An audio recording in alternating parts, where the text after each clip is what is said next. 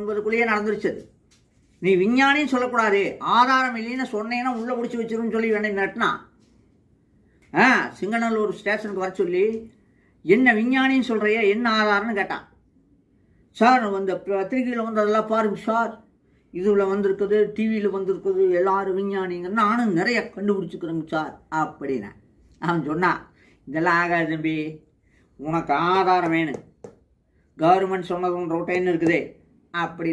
இந்த குப்பைகளில் இப்படி எடுத்து போடும்போது அது ஒரு குப்பை ஒன்று புக்கு வந்தது, சென்ட்ரல் கவர்மெண்ட் எனக்கு விஞ்ஞானின்னு புக்கு வெளியிட்டிருந்தது, பாருங்க சார் அப்படின்னு. சென்ட்ரல் கவர்மெண்ட் டே சிங்கத்தலையோடு இருக்குதுடா தம்பி, மன்னிச்சுக்க தம்பி, அதுதான் அறிவில்லாத மிருகங்க, மன்னிச்சுக்க தம்பி, தெரியாமல் நான் பண்ணிட்டேன், யாரோ சொல்லி கொடுத்து பண்ணிட்டேன், விட்டுரு தம்பி அப்படின்னாரு. ஆனால் கடவுள் அவனை விடல. 6 மாதம்